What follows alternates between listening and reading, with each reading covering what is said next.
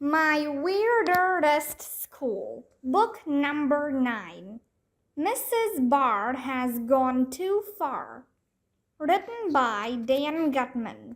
Pictures by Jim Pelot.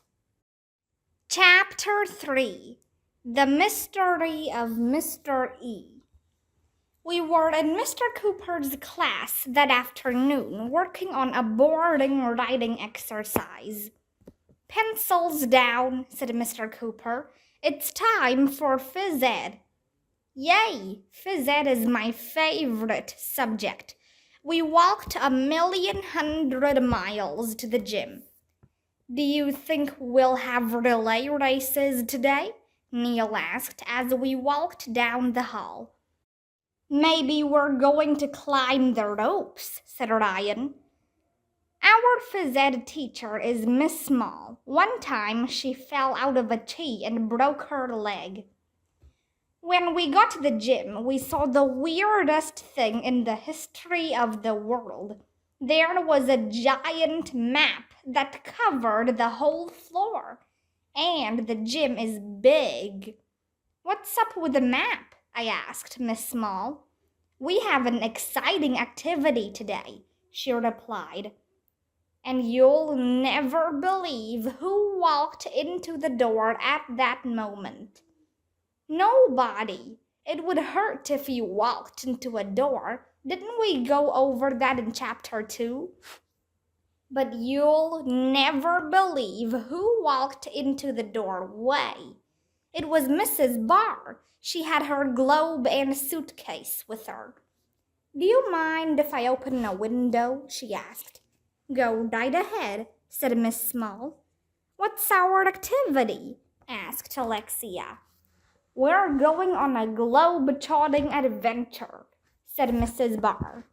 "We're gonna play basketball?" I asked. "Cool." "Not that kind of globe-trotting, dumbhead," Andrea told me. I was going to say something mean to Andrea, but I didn't have the chance because Mrs. Barr and Miss Small led us over to a part of the giant map. We were standing on the United States. Mrs. Barr gathered everybody around her like a football team in a huddle. She lowered her voice as if she had a big secret. "There's something fishy going on," she whispered. "Huh? Why is everybody always talking about fish?" "An international jewel thief named Mr. E is on the run," Mrs. Barr whispered. "We've got to catch him." "How are we going to do that?" asked Emily. "He left a series of clues that will tell us where he is," whispered Mrs. Barr. "Look, there's the first clue." She went over and picked up a piece of yellow paper that was taped to the floor. She unfolded it and showed it to us. "I am hiding out near a clock called Big Ben. Mr. E." "Big Ben is in London," shouted Alexia. "That's right," said Mrs. Barr. "Let's go to England." "We'll have to swim across the Atlantic Ocean," said Miss Small. "Everybody get down and swim." We all got down on the floor and pretended to swim across the ocean. It's hard to swim without water. Mrs. Barr told us we swam over 3,000 miles. "Okay, we're in London, England," said Mrs. Barr. "And look, there's Big Ben." "And there's another clue," shouted Ryan. Mrs. Barr picked up another piece of yellow paper. This is what it said. "I am hiding out in the smallest country in the world. Mr. E." "Rhode Island," I shouted. "Mr. E is in Rhode Island." "Rhode Island isn't a country, Arlo," said Andrea, rolling her eyes. "I knew that," I lied. "The smallest country in the world is Vatican City," shouted Andrea. "It's in the middle of Rome, Italy." "That's right," shouted Mrs. Barr. Andrea smiled the smile she smiles to let everybody know she knows something nobody else knows. "Let's go," shouted Mrs. Barr. "Quickly, to Italy. Mr. E has stolen millions of dollars in jewelry. We've got to catch him." "Italy is so romantic," said Andrea. "Wouldn't you love to go to Italy, Arlo?" "They have pizza there, right?" I asked. "Yes, the best pizza in the world," said Andrea. "I want to go there," I said. "Pizza is my favorite food." "Ooh," said Ryan. "AJ and Andrea are talking about taking a trip to Italy together. They must be in love." "Maybe you two can go to Italy on your honeymoon," said Michael. I was going to say something mean to the guys, but we all ran over to Italy on the map. It's shaped like a boot. Nobody knows why. "Look," shouted Mrs. Barr. "Here's another clue." "I am hiding out in a continent that has more people than all the other continents put together. Mr. E."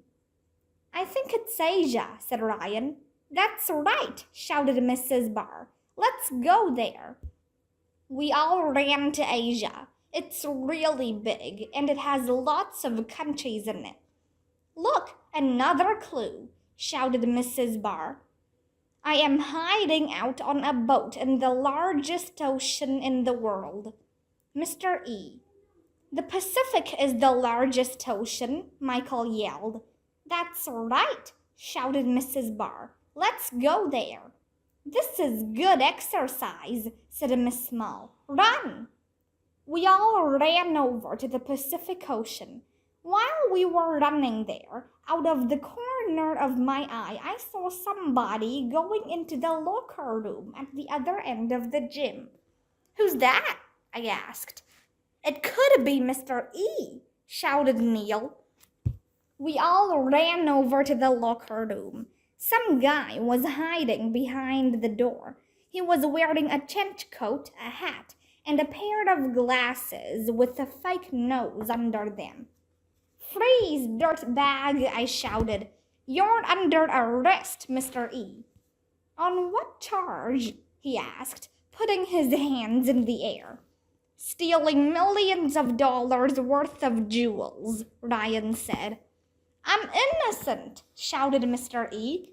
"I didn't steal a thing." Michael pulled off Mr. E's hat. Alexia pulled off his fake nose and glasses.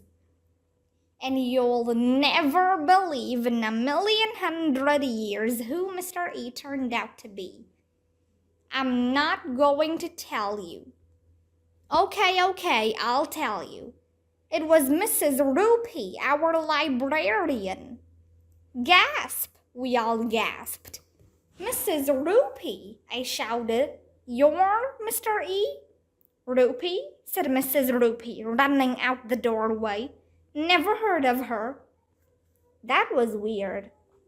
"You kids did a great job finding Mr. E," said Mrs. Barr. "See, you know more about geography than you think." We walked 1,100,000 miles back to our classroom. "Bummer in the summer," I said as we walked down the hall. "I thought Mr. E was going to be a real international jewel thief. He turned out to be Mrs. Rupee in one of her disguises."